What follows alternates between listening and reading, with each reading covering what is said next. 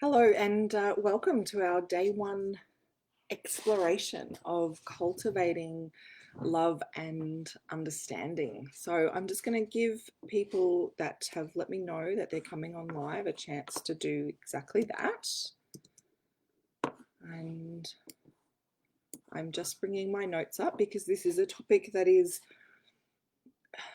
deeply important to me, particularly now. So, if you're like me and you've been interacting with other human beings this year, you might have seen an extraordinary amount of judgment, fear, venom, hatred, a lot of really painful polarization, actually, and human beings being truly nasty to each other. And I really wanted to talk about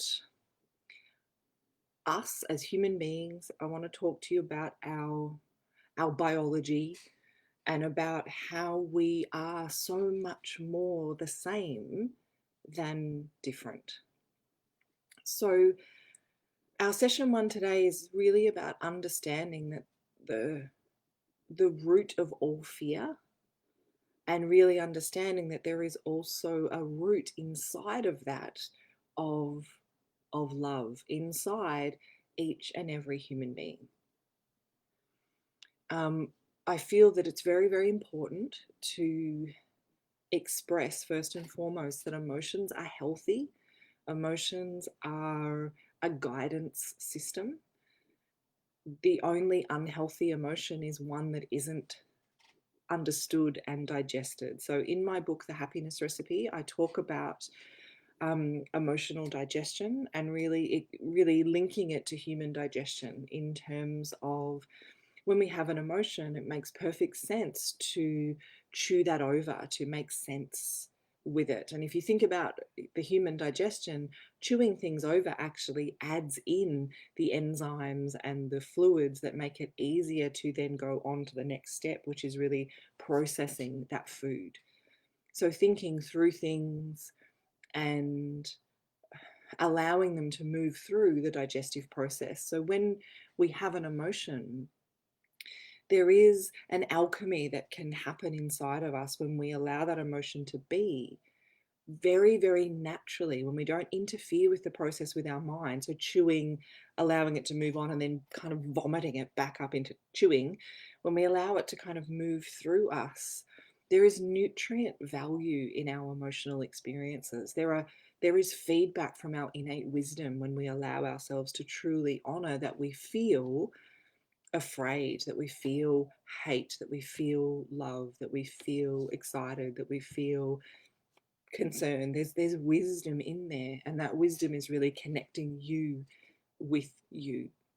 And we'll move on to really looking at that in the other two sessions that we're going to run. But today, I want to really invite you to think about the fear and the judgment that's going on inside the world. And if you're game, if you want to be courageous, I want you to pick the most opposing view to yours, right? So just imagine you have got a perception of what's going on in the world right now. You've got a perception of how it should be best managed.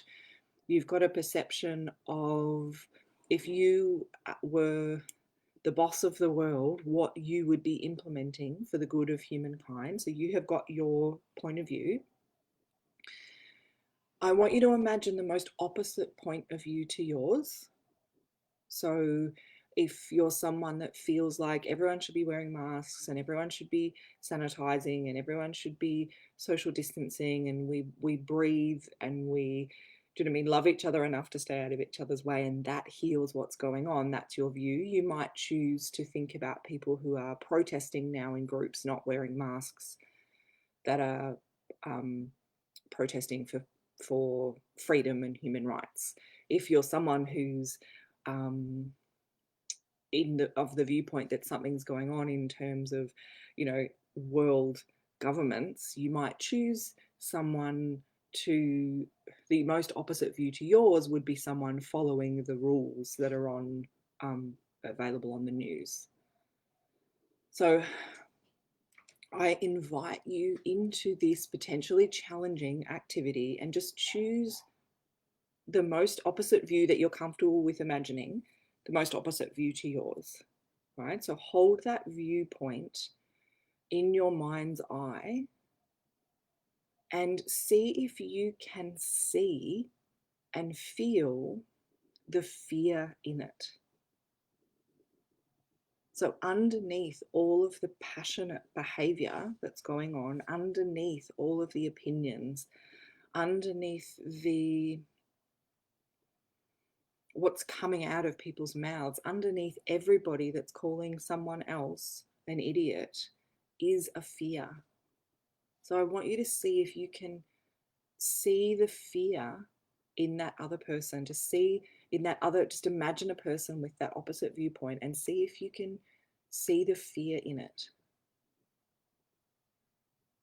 To me, I can really clearly see I'm blessed to have contacts, clients, students, friends and contacts on social media that have pretty much every viewpoint available. So I've been really stretched during this year to really see and understand other points of view.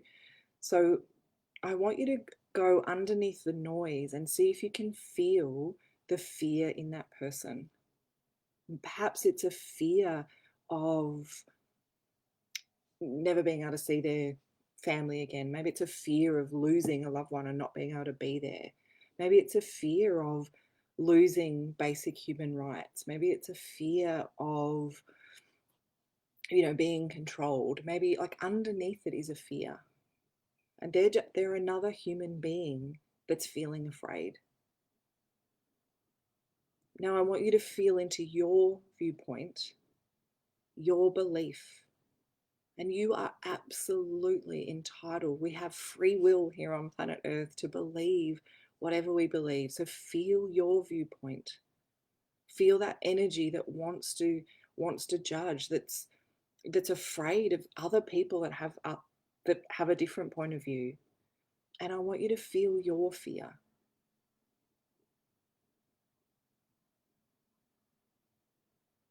Now, sitting at the base of both of these experiences is something really, really similar. I am yet to experience a fear that at its core doesn't come from a deep love for freedom. Underneath the fear is a deep connection. Perhaps it's a love for other human beings. A lot of people that are wearing masks that may not personally believe that that's the answer wear the mask because they want to make sure they're not adding fear to other people that are total strangers. It comes from love. A lot of people that are wearing masks that believe it is the way to approach the situation are doing it because they feel that their mask protects that other person who's a total stranger. Like there's actually love underneath it. And the people that are protesting and the people that are sharing theories that run contrary to what's happening on the news, underneath the fear is a deep love for human beings. There's actually a love for each other underneath all of the different viewpoints, a deep love of wanting our total strangers to have access to their loved ones long term, total strangers to have access to freedom and human rights. There is a love underneath the fear. And you might need to take some time with this. It can be something that's very challenging to try on. And I just want to explain a little bit about why that is. So when we feel afraid, or when we feel really angry, when we're feeling something that's creating stress hormones in our body, we really do move into a very primitive or like an ancient part of our brain that, for the purposes of simplicity, I'll call survival brain. And our survival brain, I've spoken about this so much over this year and years before, so this might be like a recap for you if you're not new to my work. But survival brain is designed to make sure that we are focused on the problem. You don't want to be fighting with a bear and get distracted by a beautiful sunset. We want to make sure that we're focused on the problem. If someone taps us on the shoulder in the middle of fighting with a bear, we're not open to new information. That part of our brain is designed to make sure we're focused on the problem until we survive. But there are so many human beings that have been stuck in survival brain for the majority of the year. And so when we're in that place, it only really feels safe to be with other people that are also fighting the same bear as us. It is a part of us that's going to look for, like, are you in my tribe? Are you not in my tribe? And I think this is part of why there is so much polarization going on. There are so many of the different camps are being so nasty to each other, because in fear, we don't have access to those more evolved, more modern, more new parts of our brain that are capable of so much more. So these higher parts of our brain that do imagination, they do invention, they do connection. It's those parts of the brain that allow us to sit in a deeply respectful conversation with someone who has a different point of view than us. It's that part of us that is able to feel love and connection and understanding. And so if you want to have a little bit more access to that part of your brain, it's really, really, I was going to say it's really important. I invite you to allow yourself to think about the now in a different way. So survival brain has us very focused on what's happening right now.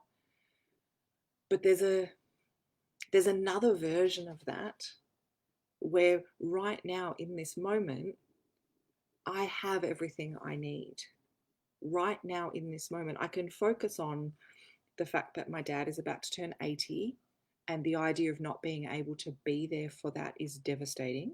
And I can say that that's me focusing on now, or I can focus on, there's lots of things going on in what we would say is the now that are deeply upsetting if I choose to focus on them. And I'm not saying don't focus on them. I'm just encouraging you to do something just to give your brain and your body and your nervous system a little bit of a rest. When we come into the mindfulness of this moment and we go, right now, I know I've got the air for my next in-breath. It's like right now, the heater's on at my house because it is still winter and I am warm. And I know this isn't what's happening for every single person on planet Earth, but I can't help anyone when I am in my own survival brain. So I'm just inviting you to come into the now in a way that allows your body and your mind to relax a little. It's like, I'm okay right now. And the more I can be okay right now, the more I'm able to think about long term. What is the best thing I can do long term for myself and my family? It allows us to move into an inner conversation, perhaps about how can I support my immune system? How can I show the people that I love them? And as soon as we do that, we are entering into a very, very different part of our brain. And that part of our brain knows we're not fighting a bear right now, and is open to new information, and is open to feelings, first of all, that are very good for our immune system, but is also open to having a very different and more harmonizing view of ourselves and our lives and what we're able to do.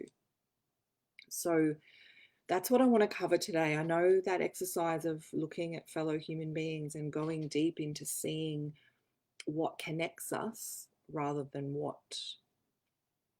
divides us will be really challenging for some of you.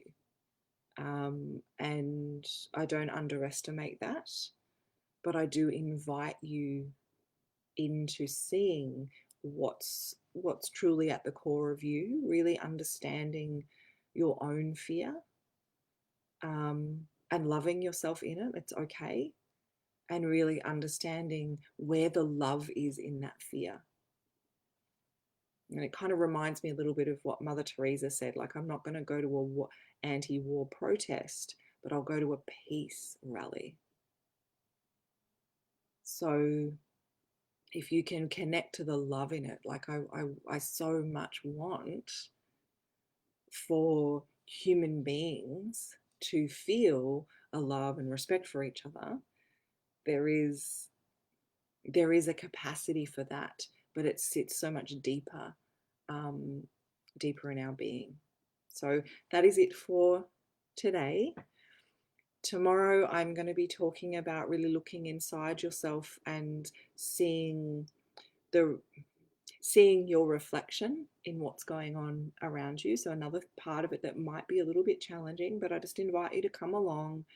And this is like a change room. It's like we're in a change room together, and I'm offering you a top to try on, and you're welcome to put it on and hate it, or you're welcome to put it on and go, okay, I'm gonna wear this today. It's just an invitation. It's a way of allowing you to feel something different if you want to. So that's it for me for today. I'll be back same time tomorrow with session 2. There's going to be 3 of these sessions. The third one is really about what to focus on instead. So just some encouragement through really the end of that digestion process. It's like, okay, what do I want to take in now as that fresh nourishment? That's what we'll be doing in session 3. So thank you so much. If you're watching the replay, I didn't get a chance to watch any comments. Sorry, with the way Facebook Live is at the moment, it doesn't come up the way that it used to. So if you've got any questions, just hashtag replay, and I will answer them as best as I can. Thank you so much.